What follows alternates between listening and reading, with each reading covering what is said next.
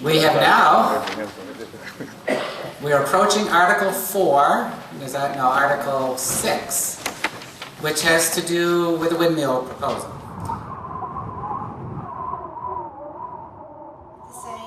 Kind of a statement, because I think we've all discussed and learned as much as we can on this issue, either pros and cons. So I'd like to make the statement as follows. Contrary to comments overheard in various places throughout the town, there is no place in this issue for how many square feet your home may be, the acreage you have or don't have, your educational background, your birthplace, or your income. This issue is about the changes and the losses, visual and otherwise, that would come to our town of Sutton during the day, and just as importantly, at night, forever changes. Do we want to look at our ridge lines and the sky that envelop the very heart of our town and see 400-foot gleaming white structures, bared ridge lines, and flashing red lights casting their glow over the night sky in our town? Do we want to be under the corporate thumb of a multi-million-dollar business from out of state, indeed out of country? Do we want to lose the $52,000 plus or minus in taxes we receive from a quiet, clean industry already located in our town, the King George School? After all, they've been adding to our coffers without any of the impact the wind tower business will have. Isn't a bird in hand worth two in the bush? Think beyond the dollars that are promised by this huge business. Think about the character and the nature of Sutton, its hills, its fields, and its skies. There are plenty of less destructive ways that Sutton can take in additional dollars. With respect to UPC's $100,000 gift, a gift does not have strings attached. A bribe does. Okay, no, we don't, unless you don't have enough to do, we can just continue the discussions. Remember, we joined this meeting as a town, and I hope when we leave this meeting, we're still going to leave as friends. It's hard for a person to leave as a friend if somebody is either booing at you or making you feel like your idea just isn't the right one. We're all here to listen, and we're all here to vote, and that's what we're going to do. And let's do it the right way. My name is Robert Voidel. Fairly new resident to Sutton. Moved down from Irisburg, where we were there for several years. First of all, when I lived in Irisburg, I'd like to believe that Sutton also has some of the same values. And I really feel that one point I'd like to make is that some people are going to be hurt by this. There's no doubt about that. There's no dispute that at least some people will directly be hurt. And I, for one, feel as a community that we should stand together for those people. Those people could have been any one of us. Another point I'd like to make is, part of me is kind of wondering, why are we even in this position? As I read that we have bylaws that already forbid this type of project. So now, these investors and corporations have put us in a position where, yes, we hopefully all leave here as friends, but we're being forced, to divide ourselves within this town. And I just, again, wonder why we get put in that position. The other point I'd like to make now, more directly toward this, is to keep in mind the motivation of these investors and these companies. These investors, of course, are quite quiet. It's about money for them. All of their promises and everything that's said, there's some motivation behind that, and it's a strong financial motivation. For one, the capital cost of this equipment, probably nearly 2/3 of it could be federally funded. Then the subsidizing of this power, for every kilowatt generated, they will receive 1.8 cents in tax credits. I calculated out over the life of this project, that's going to equate to $24.5 million of tax breaks for these people. Another thing is the equipment itself. For some reason, they are also subject to what's called double declining depreciation. And I don't know if the $100,000 that they're going to give to us, I don't know if anybody can answer this, is this a grant to the town, or is this going to be tax-based? That $100,000, is that going to be tax-based or? Tax-based. Tax-based, okay. So then if we're to look at the value of these towers, on day one, it's going to be full value. At the end of a year with this double declining depreciation, they get to reduce it by 20%. Second year, 32%. This is off of the top. This is not percentage off of the next percentage. So 20%, 32%, 19.2%, 11.2%, 11.2%, 6.4%. At the end of 6 years, it's devalued 100%. So if it's tax-based, yeah, you're $100,000 on day one. After 6 years, it seems like it's vanished. The other motivation behind this is green credits. Now, you know, this whole wind farm thing on face value being clean energy, who wouldn't be for it? But there's a lot of arguments and a lot of information that can be found that that's not necessarily the case, that this isn't really quite so green. But with this, another marketable thing they have is these green credits.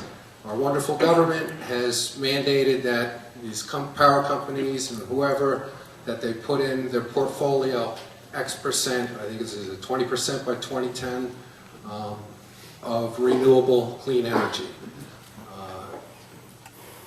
In order to do that, they either need to own these type of facilities, they need to buy the power from these facilities, or they can literally just buy these green credits, which really is just a piece of paper and amounts to nothing. So a power grid or utility, what have you, they can purchase these credits from the wind farm people and then, you know, sell them. Then they can turn those credits into the federal government to satisfy their requirements. I mean, I could go on for a long time here. I won't. As far as, you know, the inability of this, there's a lot of empty promises.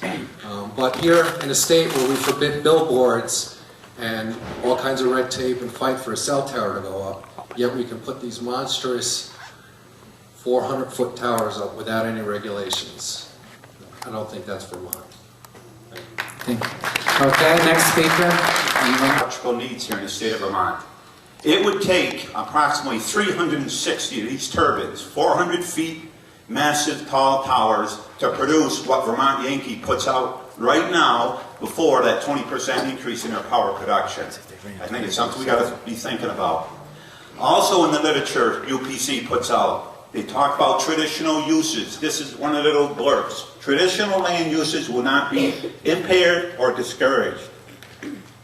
Well, believe me, when you have 400-foot towers, and if I was the person that owned the land where these towers are, people are going to be posting their property because of liability reasons. You are not going to be able to go in there and around these towers like we do now, go up into Libby Hill area or Granby Mountain area to hunt, the way our traditional uses are here in Vermont.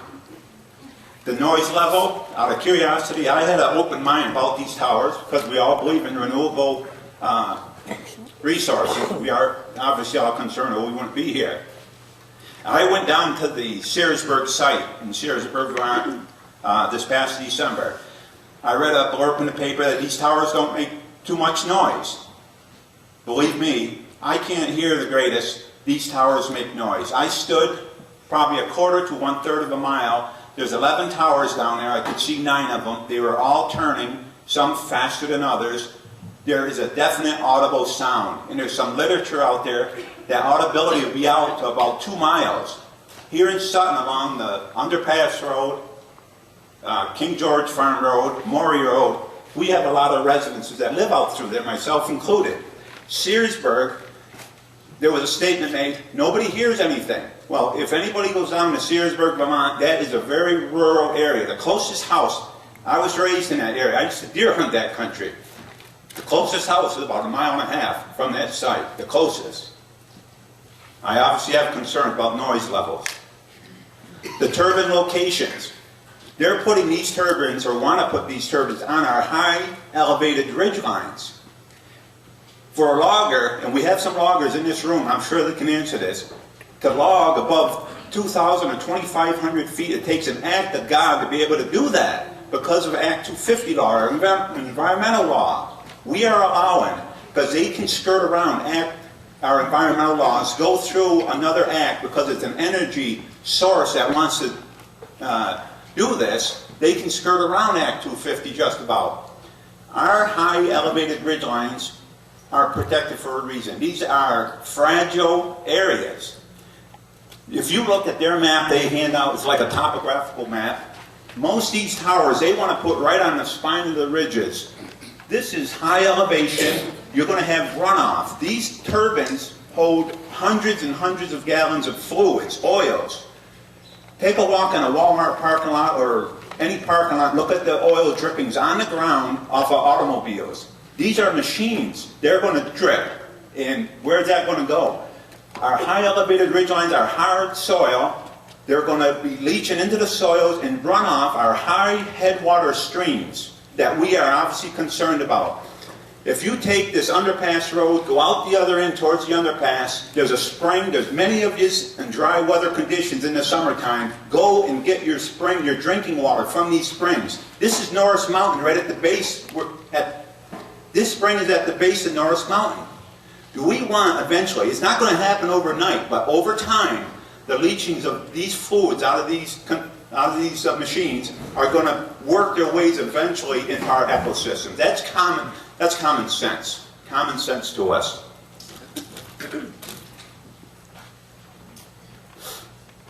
I honestly believe, and we all do in this room, I'm sure we wouldn't be here, in alternative energies. There is a multitude of other ways we can go besides this wind stuff. There's hydro, there's solar, there's nuclear. People can say what they want to be about. We are safety conscious about nuclear energy. They're 96% efficient, these plants. We have biomass we can be investigating in. We have to put our heads together. We all realize, President Bush said, let's break the oil glut. Get away from it. We all agree on that. There's other ways we can go rather than destroy our pristine area here. Thank you. Well, please be brief. I will. I'm a property owner. I worry dramatically about property evaluation. There was a meeting here about a week and a half ago. One of these UPC members said there's no documentation about property being evaluated. Well, I wasn't born yesterday, nor none of us were born yesterday. I look right at Norris Mountain in my backyard. I love sitting out there and seeing the sunset. You stick a 400-foot tower with a blinking light, that going to increase my value? I don't think so. Vote no. Thank you.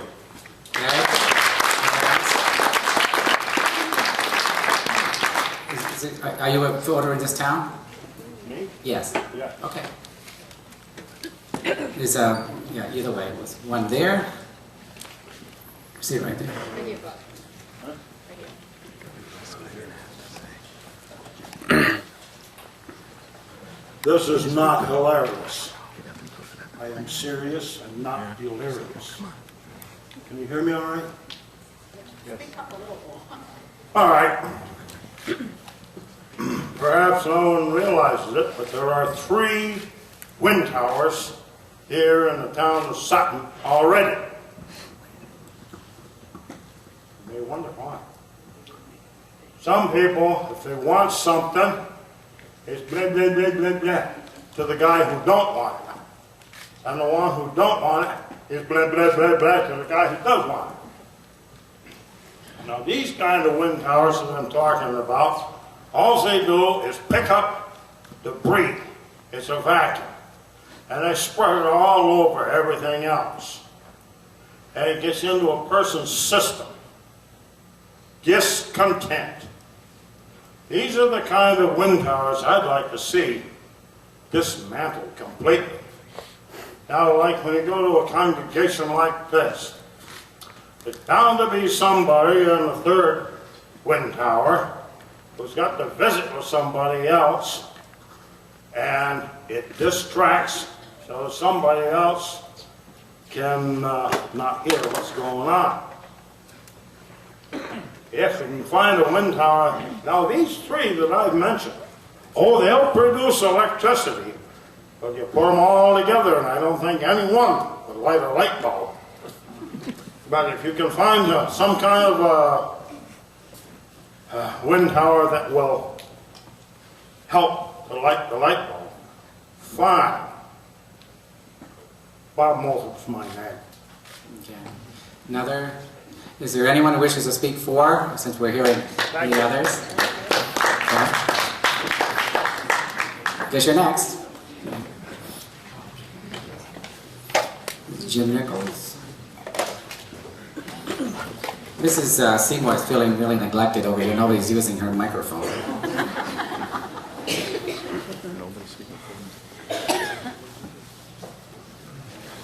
Basically, after Sharon got done, there's not much for me to say.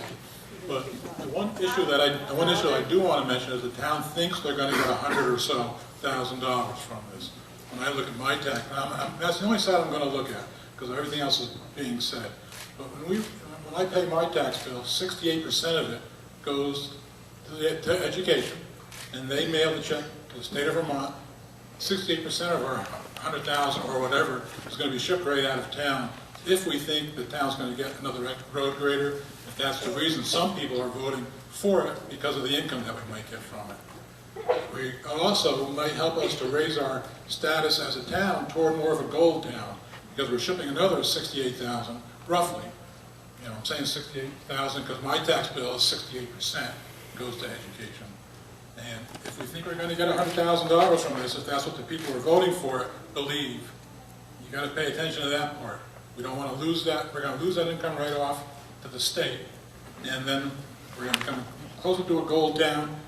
Maybe that $32,000 left will help pay up the gold town part. That's my part. Okay, is there anyone else who wishes to speak something that hasn't been said already? Okay, ma'am?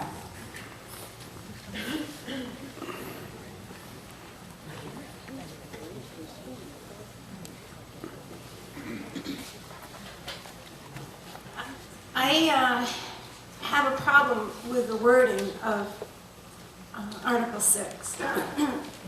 My biggest problem with it is, and I don't know a lot about town government, but my question is, why would we support a specific corporation in a town warning? And I've been hearing back and forth that this is a non-binding vote, and I'm unclear on how or where it's worded it's a non-binding vote. But I've never heard in a town warning, and as I said, I'm not familiar with government, but when you support a specific company, then there's people in this room that have businesses, and there's no reason that they can't come next year and be included in this warning, and then the voters, if they choose, will support you. I need clarification. Okay, anyone want to clarify? Anyone want to speak to it? Was it specifically because that is the corporation that was making the proposal, and so you wanted to get a... Is that... We're just looking for input. It's a leading statement. From UPC is the one that is putting the towers in, and that is the only reason that it was listed as such. It probably could have just gone as a wind farm. We're just looking for input. We have not made up our minds one way or the other on this. And while I'm talking, I'd like to address that 100,000 also. It's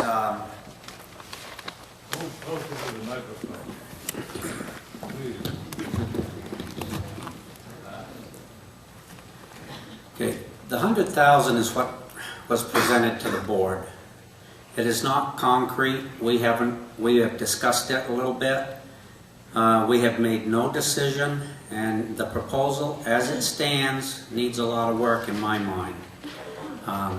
We're just doing some fact finding here at this time, and that's the only reason for this to be in here, to give us a guideline, because we've been hearing from all the people that are against them, and we don't know how many are in favor of them, and that was the only reason that this has gone into the warning. Why is it worded that way? Okay, the piece that when she asked about non-binding, if this is a non-binding vote, then who does make the decision on whether or not, who does make a final decision? Is it Board of Selectmen? Is it No. a state agency that does it, in your mind? It'll be up to the Public Service Board to make the final decision, but it'll be the Select Board that will be commenting to the Public Service Board their position. Okay, so that's why. Okay. I think here. I think Mr. Kaiser was next. I gotta go there. And ma'am, you over there, and then you'll be the third one? Okay.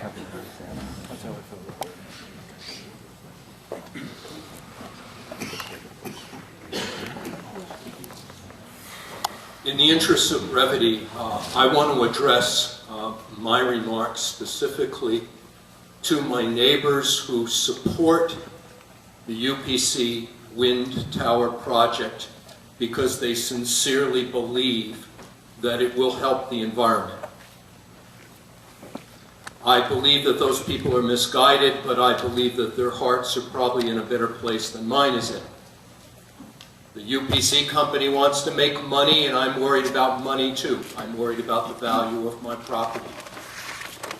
But I think that those who believe that this project will help the environment are accepting a project that is addressing an environmental crisis with the very attitudes that caused that environmental crisis to begin with. The first attitude is that if you have a problem, the way you solve it is not through work or community or discipline or thrift, but through finding a company that can sell you a product that will make it all okay. Too hot? We got an air conditioner for you. Just plug it in. May hurt the ozone, but it will solve your problem. Energy crisis? We've got a 400-foot wind tower, and that will solve it. That's attitude one. Attitude two, that I think is part of this project and is right behind the environmental crisis to begin with, is that small communities of life, small ecosystems, small towns are expendable in the interest of larger ambitions. So you get a tide pool in the way, what's that? You know, it's a little bit of salt water with a couple mollusks in it. Sutton in the way, what's that? A few ridges with some hicks who live there. All expendable. That's not environmentalism, that's consumerism with a little green colored tag on it. And it's not conservation, it's colonialism. It seems to me that any authentic environmental project would be characterized by three things. First of all, it would begin with conservation. It's not enough to just say, yeah, we need more energy. Yeah, we need more money in our households too, but don't you first look at what you're spending and what you can afford? Where is the piece of conservation, of cutting down on use that's attached to this? I don't see it at the state level, certainly. Second of all, that there be a sense of scale. And all of these wind towers at 400 feet in a community like this does not take into account scale. And finally, that there be some local input and that people in their communities take some responsibility for their energy use. And that the solutions grow out of that community and they benefit that community, and the sacrifices are shared by members of that community. Which means that wherever this issue goes, whether we get wind towers or whether we don't get wind towers, we have work to do in this community. It's not enough to just go home and say, well, that one's over. We're going to need to decide where we get our energy, and we're going to need to decide how we make Vermont a good place for everybody, and not just for some people. That's the issue I'd really like to see on the board. When we were here at the informational meeting on Monday, somebody raised a hand and somebody asked a question that said, why don't they put these wind towers on top of Mount Mansfield? And they named some other places that are high up where they could go. There was a young man there, I don't know where he was from, whether he was from one of the clean power groups or the Agency of Natural Resources, I'm not sure. But he stood up and very accurately and very briefly said, well, you can't put them there because those areas are protected. And there's something I wanted to say to him. And I'm glad I didn't, because it's silly coming from just one person. It only has meaning if it comes from a town, a group of people. It's the answer I wanted to give to him, and the answer that I hope that people will give to him today is something like this: son, you're sitting in a protected area. Everything you see around you is protected, and it's not protected by state statute, and it's not protected by a corporation, and it's not protected by an academic environmental study by somebody who loves trees, but who doesn't love a tree because he's never lived anywhere long enough to know one. It's protected by a town and a group of citizens, some of whom have lived there longer than you have been alive. It is protected by a group of people of many differences, but they have one thing in common. They will not be bought.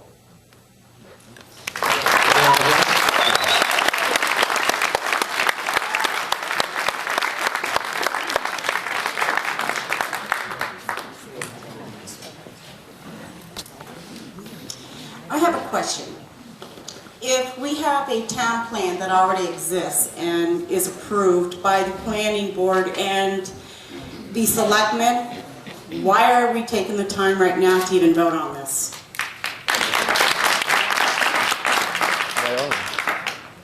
Are you done? For the meantime. Because in the town plan, it states that any power that's hooked up to the grid will be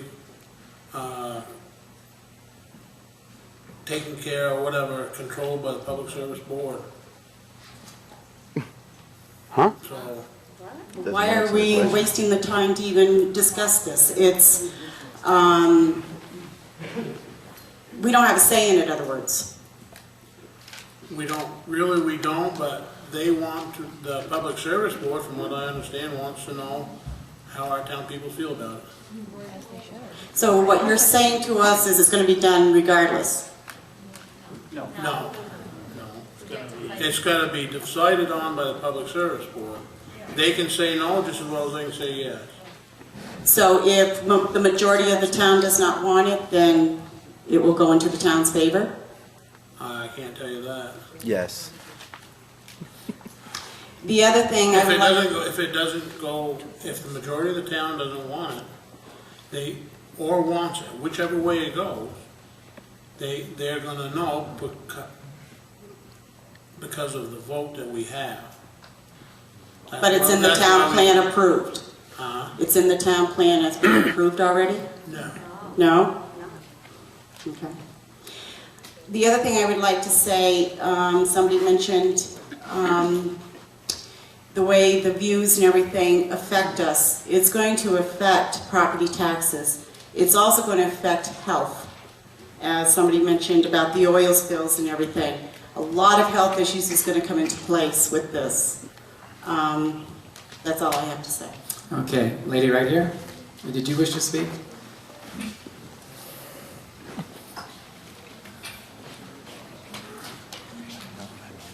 Hi, I'm Alice Soinen, live on Wood Hill Road, and my question was really similar to what was just previously asked, and that is, I thought we had a town planning commission, and I thought that they had spoken for us. I believe they're chosen by us, and I don't understand why the select board is asking for this vote, because I thought the town plan had come before the town, and we had so voted.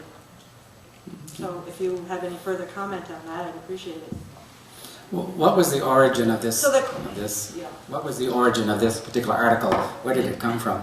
It was mainly for just our own peace of mind and... Microphone.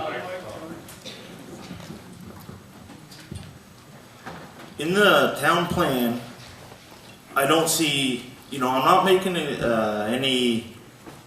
looking for any loopholes, but there's nothing in the town plan that prohibits it. It discourages somewhat, and we don't feel that it's regulated by the town. I realize we have the ability to influence the Public Service Board, which, we will plan on doing. But I get the feeling today that the way everyone's talking is we've already agreed on this. This is a done deal, which is not even close. Just just because of the fact we're asking questions, we're investigating it, people are jumping to conclusions. And it's going to be a long ways before they get a green light from us. And I'm not just, that's a mutual agreement between the three of us. So, and as far as the town plan, we do respect that, and we're not planning on undermining it. We're gonna keep that in mind as we make our decision. Thank you. The question has been moved. Is there a second? To move the question to vote immediately? There is a second. All those in favor of voting immediately, say aye. Aye. All those opposed, say no. Okay, the ayes have it. We'll vote immediately on Article 6. Can you make sure you explain that a yes vote means you're right, for it's it? just the way it is. If a yes vote means that you support the wind towers, and a no means you do not. Right. Thank you. It's that simple. There's no more discussion. We are now ready to vote. It is, yes, certainly a vote by ballot, of course. Vote by ballot.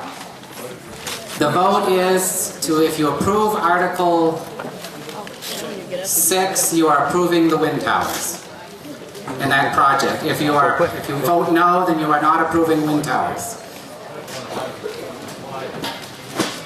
Because that's the way the motion reads. Okay, we count.